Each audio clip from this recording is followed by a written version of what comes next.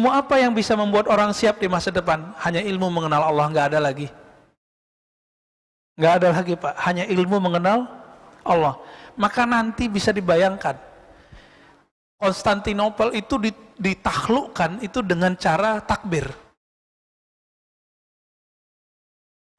Dajjal itu keluar, dia bilang hujan, hujan. Dia bilang nggak hujan, nggak hujan. Bisa Pak ngelawannya pakai panah? Bisa ngelawannya pakai push up? Pakai pistol? Nggak bisa. Udah nggak ada pistol nanti tuh. Senapan udah nggak ada ntar tuh. Lalu pakai apa ngelawan Dajjal itu? Dajjal itu misinya cuma satu, membuat orang musyrik. Lawan musyrik apa? Ilmu tauhid. Ilmu tauhid caranya cuma ma'rifatullah, mengenal Allah sekuat-kuatnya.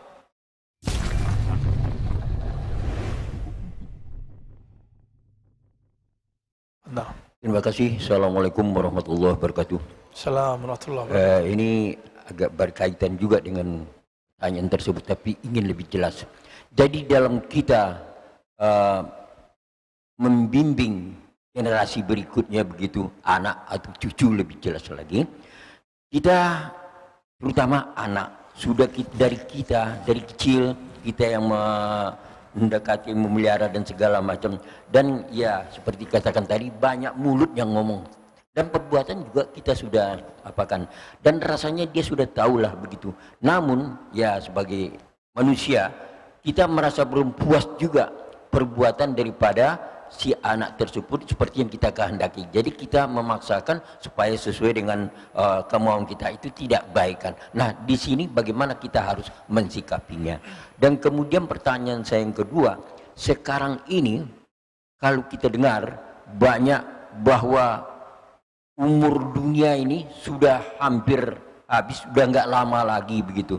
Sedangkan kita harus punya rencana juga bagaimana sekian tahun yang akan, sekian puluh, sekian ratus tahun yang akan datang dan segala macam. Tetapi kalau kita dengar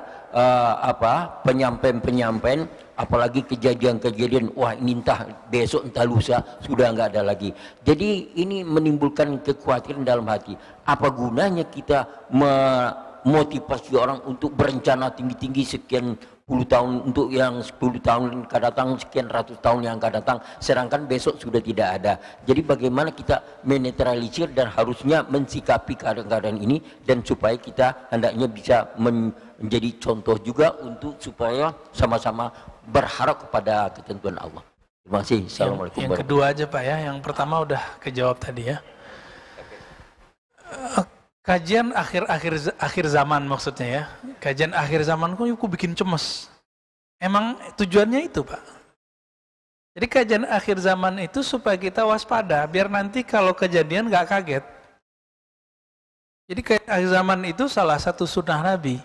Nabi itu pernah bercerita tentang akhir zaman, dimulai dari ya sampai zuhur nggak berhenti, asar lanjut lagi, terus maghrib lanjut lagi, sampai besok terus. Sampai 2 hari 2 malam. 2 hari 2 malam, nggak berhenti-berhenti. Itu Nabi cerita akhir zaman aja kerjaannya. Sehingga sahabat itu ada perasaan ketakutan. Cuma kan beliau bersama Nabi, apa kata Nabi? Ana hajijun alaikum. Ya, kalau nanti Dajjal keluar, saya yang akan jadi hujah kalian, yang melawan mereka. Maka nggak usah khawatir, nanti kan ada pewaris Nabi, namanya Al-Mahdi. Allah itu adil Pak, bahkan rahmatnya lebih banyak daripada keadilannya. Kalau kita minta keadilan Allah, wah kita masuk neraka semua.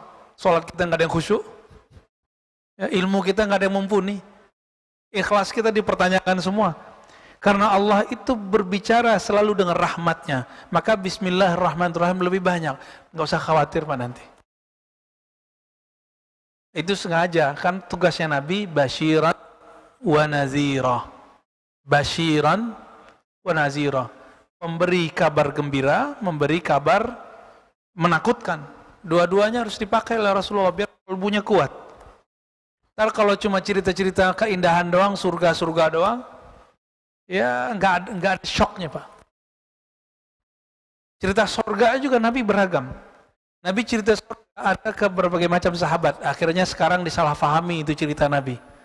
Apa kata Rasulullah, orang kalau berjihad fisabilillah meninggal, wafat, maka Allah nikahkan dia dengan 72 bidadari. Bidadari itu maksudnya apa? Istri toh, pasangan.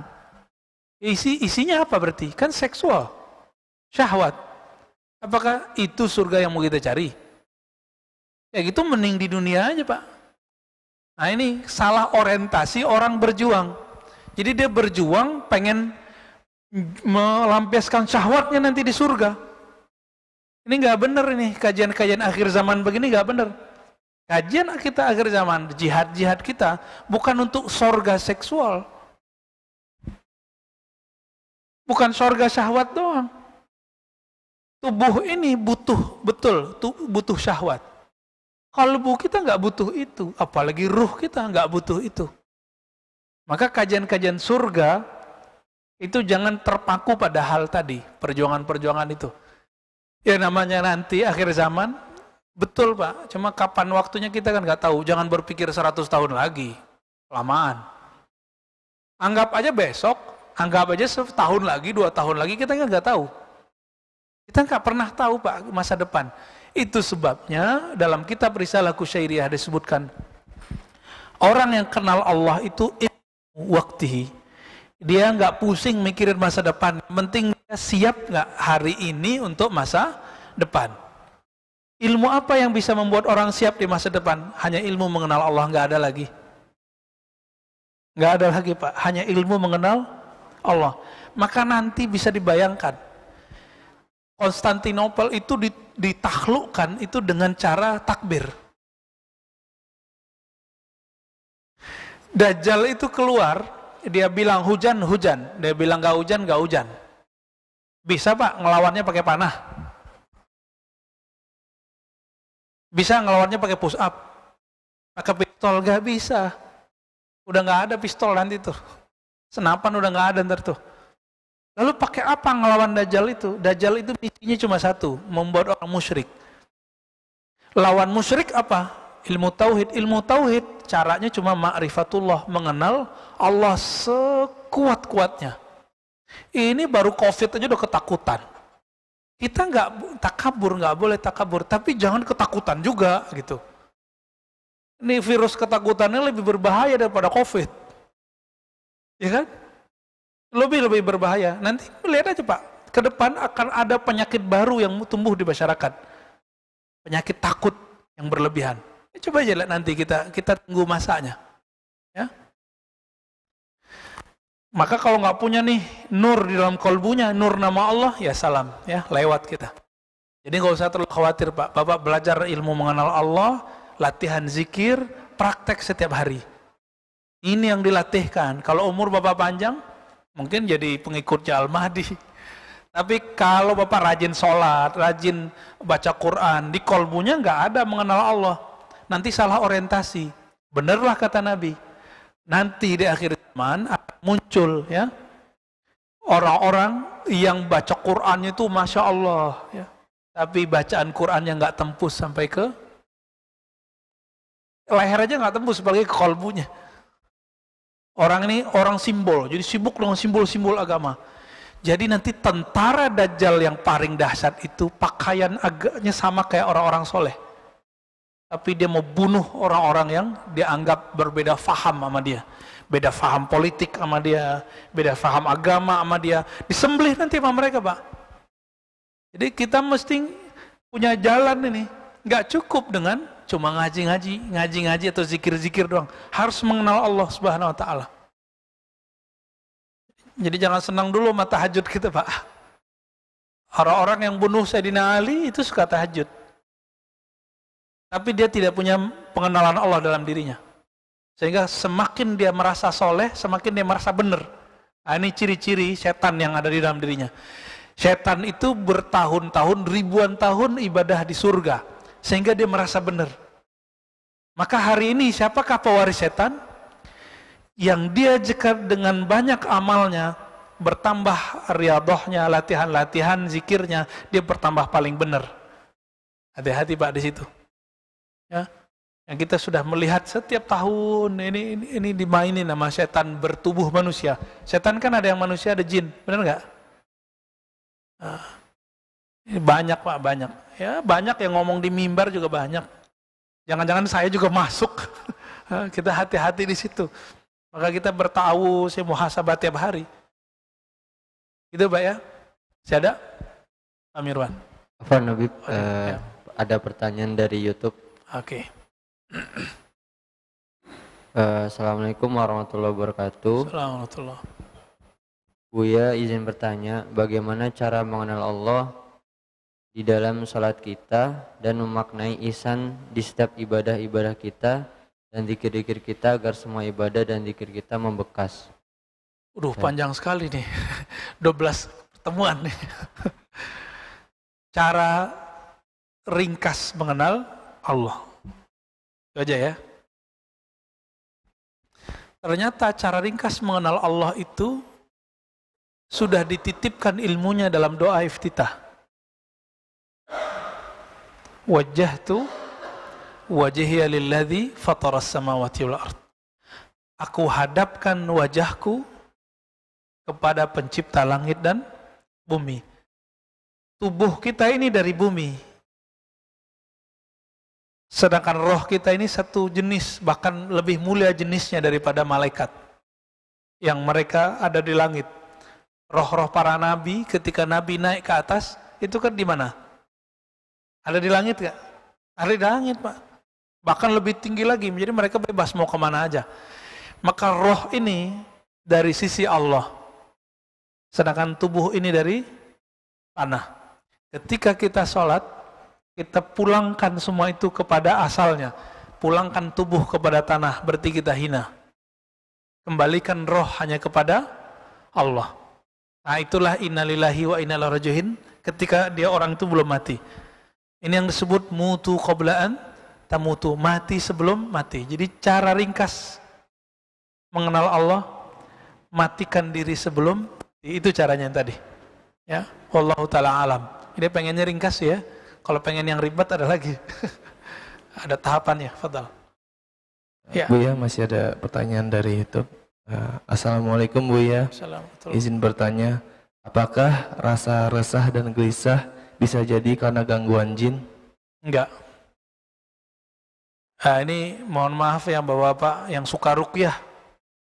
Ruqyah itu sekarang banyak yang sudah terjebak kepada praktek kebatinan, bukan ngikutin sunnah Nabi lagi. Rasa resah itu sebabnya cuma satu. Surat Ar-Ra'd ayat 28. Ketahuilah hanya dengan menyebut nama Allah, qalbu menjadi damai, tenang. Maka dibalik, ketahuilah qalbu menjadi resah, gelisah jika tidak menyebut nama Allah. Biasanya nanya lagi tuh orang, Ustadz saya sudah zikir, saya sudah nyebut nama Allah. Kan sudah. Nyebut nama Allah nggak ada kata sudahnya. Ya. Al-Ahzab, ya lazina amanu zkurullaha zikran katsira. Wahai orang beriman, sebut nama Allah sebanyak-banyaknya. Maka kebahagiaan orang di dunia, ketenangan jiwa orang di dunia, itu tergantung berapa nama Allah yang dia simpan di kolbunya. Berapa berapa lama dia menyebut nama Allah dalam jiwanya. Jadi bukan karena jin. Jangan buruk sangka, nanti jadi penyakit jiwa. Ya. Jadi orang-orang yang suka berprasangka kepada jin, jin jadi bingung, kok nyala-nyalain gua? Ya. Nanti jadi gila-gila separuh Pak, khawatir. Kalau datang ke dokter psikiater dibilang, wah ini punya masalah kejiwaan, ini kan bahaya. Ya. Isi saja dengan nama Allah. Kalau belum tahu tekniknya, cari ahlinya. Ini kesalahan kita cuma satu aja, sakit fisik datang ke dokter fisik, dengan sakit kolbu nggak mau datang ke dokter kolbu. Atau bingung kali ya, bingung. Ini banyak di ustadz yang mana nih? Jangan-jangan ustadznya juga bermasalah kolbunya. Ya semua kolbu kita bermasalah. Ngerti nggak cara menyelesaikan masalah? Nah, carilah guru ustadz bukan yang suci, tapi yang bisa menyelesaikan masalah itu. Gitu. Dia tahu tekniknya. Ada lagi? Cukup. Terakhir ya. Assalamualaikum warahmatullahi wabarakatuh. Assalamualaikum. Tadi ma'ruf artinya mengingatkan ya Ustaz ya? Bukan ma'ruf amin Pak ya? Itu dia saya mau tanya. Saya mau tanya mau mengingatkan ma'ruf amin tapi ya susah masih ini. Ya. Pertanyaan saya begini Ustaz, tadi dikatakan kan banyak. Kalau orang atau calon-calon minta doa kepada ulama supaya dia jadi gubernur, jadi bupati atau apapun namanya. Berdosa enggak ulama ini untuk mendoakan orang ini? Karena dia tahu ini bukan untuk kebaikan, untuk mendapatkan sesuatu dari orang itu. Demikian. Assalamualaikum warahmatullahi wabarakatuh. Namanya ulama, tentu dia lebih mengerti dari kita. Itu rumus pertama.